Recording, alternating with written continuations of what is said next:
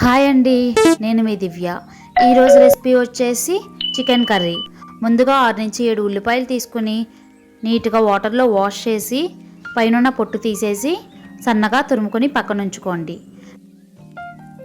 వేరొక పక్కన 2 పచ్చిమిర్చి, టమాటా, కరివేపాకు, అల్లం ఇవన్నీ వాటర్లో వేసుకుని నీట్గా వాష్ చేసి సన్నగా తరుముకొని పక్కన ఉంచుకోండి. ఒక పెద్ద సైజ్ కడాయి తీసుకుని దాంట్లోకి 2 టేబుల్ స్పూన్ ఆయిల్ వేసి మనం ముందుగా కట్ చేసి పెట్టుకున్న ఉల్లిపాయ ముక్కలు, పచ్చిమిర్చి వేసుకుని ఒకసారి డీప్ ఫ్రై చేసుకోండి. కొంచెం ఉల్లిపాయ ముక్కలు మగ్గిన తర్వాత దాంట్లోకి రాళ్ళుప్పు వేసుకుని ఒక 5 నిమిషాల పాటు మగ్గనివ్వండి.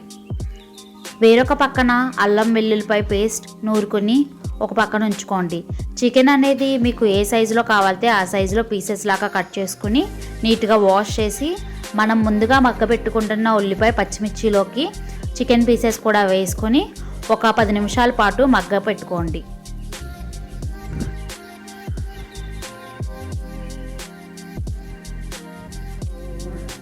చికెన్ ముక్కలు మగ్గిన తర్వాత దాంట్లోకి మనం ముందుగా కట్ చేసి పెట్టుకున్న టమాటా ముక్కలు, అలాగే 1/2 టేబుల్ స్పూన్ పసుపు వేసుకుని ఒకసారి కదుపుకొని ఇంకొక 10 నిమిషాల పాటు మగ్గపెట్టుకోండి.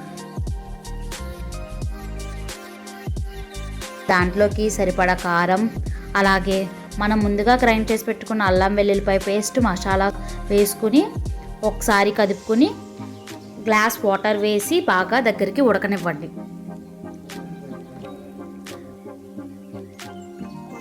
మధ్య మధ్యలో కదుపుకుంటా ఉడకబెట్టుకోండి.